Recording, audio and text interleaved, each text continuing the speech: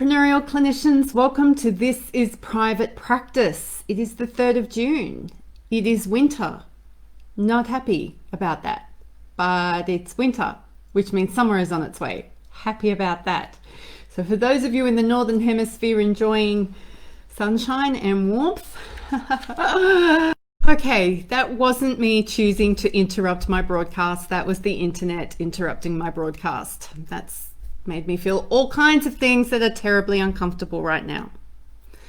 So I'm just going to pick up from where I was talking about because I think this is pretty important and it's something that is important to me to be able to express. So to those therapists, health professionals who have chosen this COVID time to go and get educated, I say thank you. Thank you for willing to step up and learn new skills, new techniques, new ways of helping people. You are needed.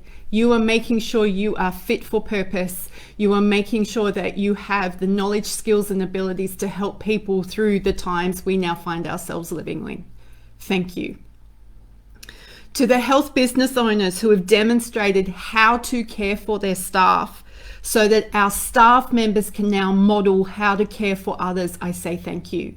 You think you were just doing a one-task thing that ticked a box, probably around engagement and creating the culture of your organization, but we all know that people remember how we made them feel. And moving into this new wave of mental health crisis, it is important to understand that people don't want to feel cared for just in the clinic, just in session. They want to know they care from the beginning they come into the service, in every interaction, to when they exit the service and beyond. To those of us who have cried, and I have had some gut-wrenching conversations with people who have cried. You have cried because the events of this year, you have cried because the impact on your clients, you have cried because you can see the devastation, you have cried because you have felt so hopeless. I say thank you for reminding us of empathy and compassion, and for showing me how important it is for me to continue to preach that we need ways to take care of ourselves. Doing more is not necessarily the answer to this crisis. One person doing all the work is not going to be helpful. We need more of us being able to do the work that is a good fit, that aligns with our values, our strengths, and our capabilities, that serves the people we know we are called to serve. That is some of the most important work in self-care that we can be doing right now. And for those who keep calling us out to think, for those who keep asking why and want us to be better, we say thank you. I say thank you. I have had so much of my own ignorance, so much of my own lack of education. I've been confronted with it this week, going, I actually don't know what to do. I actually don't know how to respond to this. And like many white people, I've just chosen to shut up and go quiet. And in doing that, the message I'm giving people of color is I don't care. Here I am, in my own fear of getting it wrong, sending out a message that I don't care. So we've got assumptions on both sides. So this is my bit, the thing I can do to move forward. So I'm getting educated. I want to learn. I want to make sure that nobody misinterprets my silence for not caring. There are some people in my world and my inner circle, especially, so ladies, I'm calling you out here, who have often commented through the COVID situation and the self-isolation that we've been through that they're not doing enough. We're all going to feel like that because there is so much to be done. So there's enough shame, self-shame in that now. We all have a part to play. We are better together. One person can't fix this. I think that is incredibly obvious.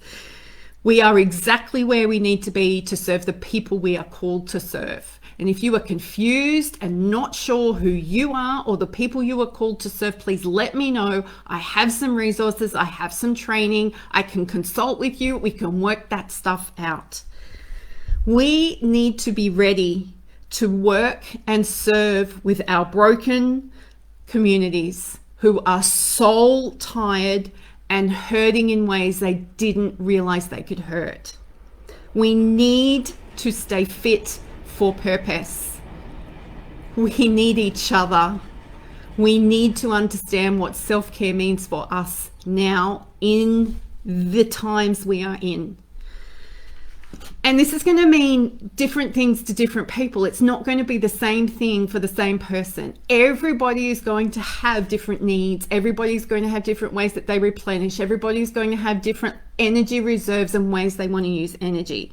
But we need to have the long game in mind. We need to understand that this crisis isn't going to be fixed in 3 months. We need to think 5 years down the track, and what am I going to be doing to be looking after myself to make sure that I can still do this work in 5 years' time, 10 years' time, 15 years' time. We need to be thinking like that, because there's not enough of us doing the work. We have health crisis in all our countries. There's just not enough. There's not enough. So if you need help, if you want help, if you want community, if you want some ideas on how to work out how to serve your community now, and if you want me to speak into how to create a self-care plan program for yourself, reach out and let me know. I've got some people in my world who are encouraging me to run some live training on how we look after our energy. I'm putting that into place. I'm going to put that into practice. That'll be hugely beneficial to everybody.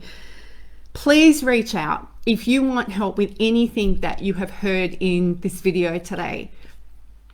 And if anybody wants to engage in blaming or shaming discussions on this post, please understand your comments will be removed. I'm not going to tolerate that here in this community. That is not what I want to be known for, and that's not what I want to support. We are here to encourage, lift up, affirm, and be better. So until tomorrow, go be your awesome self.